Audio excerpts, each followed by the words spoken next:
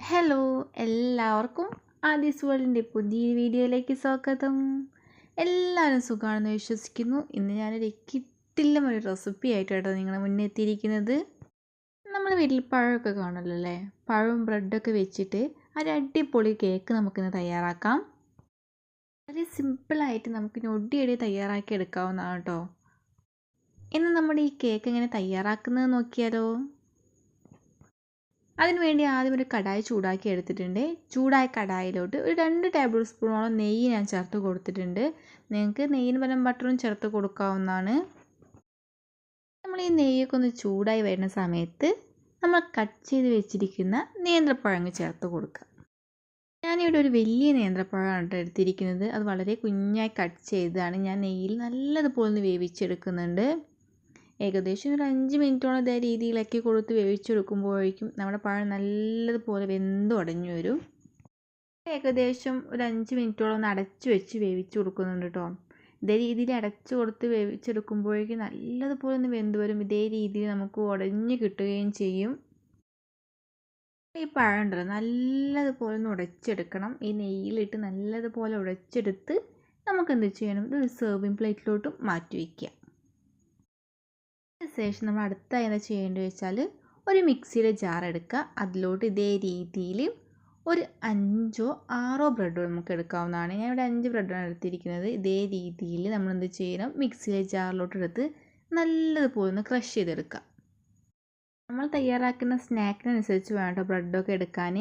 ഞാനത് നല്ലതുപോലെ ഒന്ന് ക്രഷ് ചെയ്ത് ഇതേ രീതിയിൽ ഒരു ബൗളിലോട്ട് മാറ്റിയിട്ടുണ്ട്. നമുക്ക് ഇതൊന്ന് മാറ്റി വയ്ക്കാവുന്നതാണ്. ഇനി നമ്മൾ കേക്കിന് വേണ്ട അടുത്ത ഇൻഗ്രീഡിയൻസ് എന്താ നോക്കാം. അതിന് വേണ്ടി മിക്സിയെ ജാർ എടുത്തിട്ട് ഒരു 3 മുട്ട അതിലോട്ട് ഒന്ന് പൊട്ടിച്ചൊഴിച്ചു കൊടുക്കുക. ഈ രീതിയിൽ മുട്ട എല്ലാം ഒഴിച്ചു കൊടുത്തതിന് ശേഷം നമ്മൾ അടുത്തതായി ഇതിലോട്ട് നമ്മൾ മധുരത്തിനനുസരിച്ച് പഞ്ചസാര ചേർത്ത് കൊടുക്കുക. ഞാനൊരു 3/4 ബൗളോളം പഞ്ചസാര ചേർത്ത് കൊടുത്തിട്ടുണ്ട്. എന്നിട്ട് എന്ത് ചെയ്യുക, നല്ലതുപോലെ ഒന്ന് അടിച്ചെടുക്കുക. അതിനുശേഷം നമ്മൾ നെയ്യിൽ വേവിച്ച് വെച്ചിരിക്കുന്ന പഴം ഉണ്ടല്ലോ, അത് ഇതിലൂടെ അങ്ങ് ചേർത്ത് കൊടുക്കുക. നമ്മളത് നല്ലതുപോലെ ഒന്ന് അടിച്ചെടുക്കണം. എന്നിട്ട് നമ്മൾ എന്ത് ചെയ്യണം, നമ്മൾ തയ്യാറാക്കി വെച്ചിരിക്കുന്ന ബ്രെഡ് പൊടി ഉണ്ടല്ലോ അതിലോട്ട് അങ്ങ് ചേർത്ത് കൊടുക്കുക. എന്നിട്ട് നമ്മൾ നല്ലതുപോലെ ഒന്ന് മിക്സ് ചെയ്തെടുക്കണം കേട്ടോ. നല്ലതുപോലെ തന്നെ നമ്മൾ മിക്സ് ചെയ്യണം. ഞാൻ ഏകദേശം നല്ലതുപോലെ ഒന്ന് ഇവിടെ മിക്സ് ചെയ്തെടുത്തിട്ടുണ്ട് കേട്ടോ. ഇതേ രീതിയിലൊന്ന് നമ്മളൊന്ന് മിക്സ് ചെയ്തെടുക്കണം.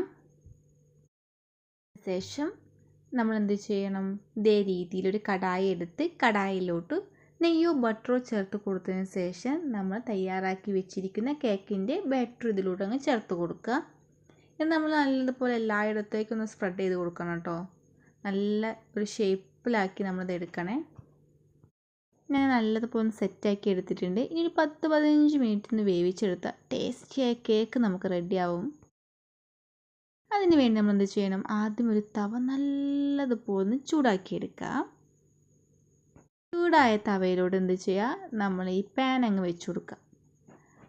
എന്നിട്ട് നമ്മൾ മീഡിയം ഫ്ലെയിമിലോട്ട് മാറ്റി വെച്ച് ഒരു 10-15 മിനിറ്റ് അങ്ങ് വേവിച്ചെടുക്കുക. കുഞ്ഞുങ്ങൾക്കൊക്കെ ഇതേ രീതിയിൽ സ്നാക്കൊക്കെ തയ്യാറാക്കി കൊടുക്കുകയാണെങ്കിൽ അവർക്ക് ഒത്തിരി ഇഷ്ടമായിരിക്കും. കൂടാതെ വളരെ ഹെൽത്തിയും കൂടിയാണല്ലോ ഇത്. ഇപ്പോൾ ഏകദേശം ഒരു 10-15 മിനിറ്റൊക്കെ ആയിട്ടുണ്ട്. ഈ സമയം നമ്മൾ എന്ത് ചെയ്യണം, കേക്ക് വെന്തണോ എന്ന് ടെസ്റ്റ് ചെയ്യാൻ വേണ്ടി ഒരു പപ്പടക്കോൽ വെച്ചൊന്ന് ജസ്റ്റ് ഒന്ന് കുത്തി കൊടുക്കുക. അപ്പോൾ നല്ലപോലെ വെന്ത് വന്നിട്ടുണ്ട് കേട്ടോ. ഇനി നമുക്കിത് സെർവിങ് പ്ലേറ്റിലോട്ട് മാറ്റാവുന്നതാണ്.